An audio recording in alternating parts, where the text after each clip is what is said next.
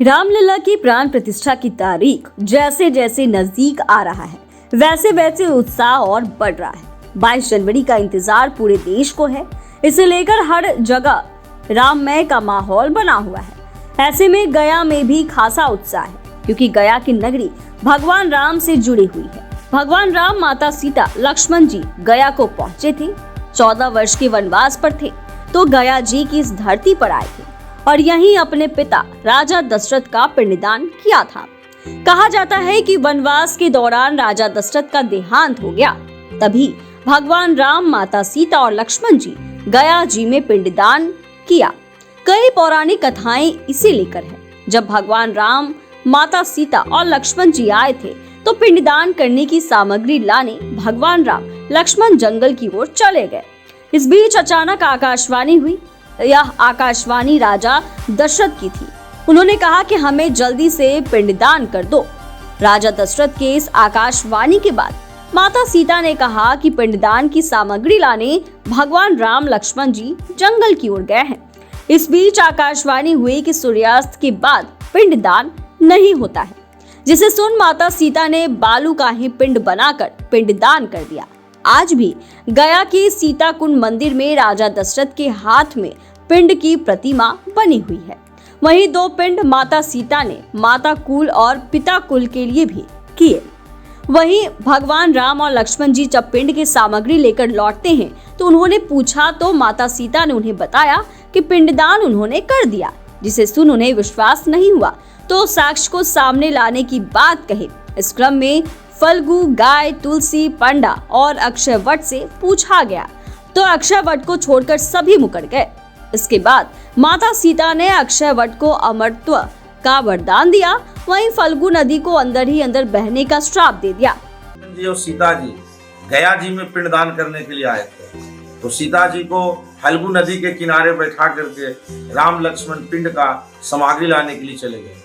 तभी दशरथ जी आकाशवाणी करते हैं कि बेटी हमें पिंडदान दो। तो सीता जी के पास कोई सामग्री नहीं था। सीता जी बोले कि जब रामचंद्र जी, लक्ष्मण जी पिंड का सामग्री लेकर के आएंगे तो प्रेम पूर्वक पिंडदान करेंगे। दशरथ जी बोले कि हमारे पास समय नहीं है, सूर्य अस्त होने के बाद पिंडदान नहीं होता है, इसलिए कुछ भी है तो हमें दे दीजिए, उसी से हमें मुक्ति मिल जाएगा। तो सीता माता ने नदी का बालू का पिंड बना करके दशरथ जी को दिए।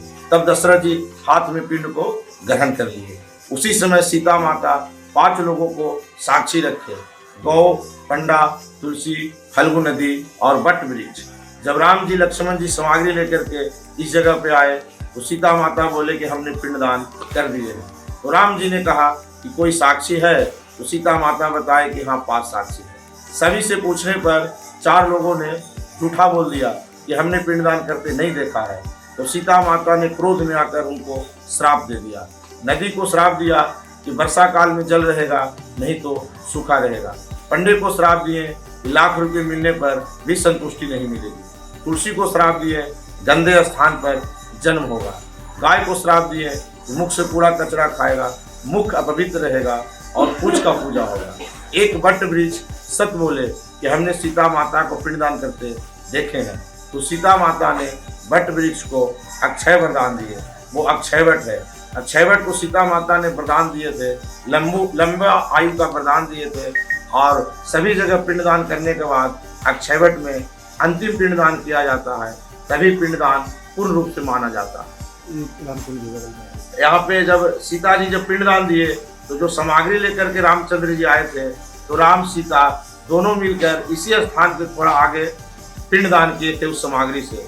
तो वहाँ पे हाथ नहीं निकला था, क्योंकि राजा दशरथ जी पिंडदान पहले ले चुके थे, इसलिए वहाँ पे हाथ नहीं आया। लेकिन पिंडदान वहाँ पे रामचंद्र जी दिए थे, जिसके कारण वहाँ पे आटे का पिंडदान दिया जाता है और सीता कुंड में बालू का पिंडदान दिया जाता है। जब रामचंद्र जी वहाँ आटे का पिंडदान दिए थे तो ब्रह्मा जी को साक्षी रखे थे, वहाँ पे ब्रह्मा जी का चरण भी है। सीता कुंड में जब माता सीता ने पिंडदान किया, भगवान राम, लक्ष्मण को फल्गु, तुलसी, गौ और पंडा ने में झूठ बोल दिया, तो रामकुंड में राम और सीता ने मिलकर फिर से पिंडदान किया, जिसके साक्षी के रूप में भगवान ब्रह्मा जी मौजूद रहे। आज भी भगवान ब्रह्मा जी का यहाँ चरण चिन्ह मौजूद है और वह राम कुंड भी है। बीते दिन ही भगवान विष्णु के चरण का नीर, फल्गु का पानी और बालू अयोध्या भेजा गया है। भगवान विष्णु चरण के नीर और फल्गु के पानी में भी प्रभु जल निवास करेंगे और इसके बाद प्राण प्रतिष्ठा की जाएगी।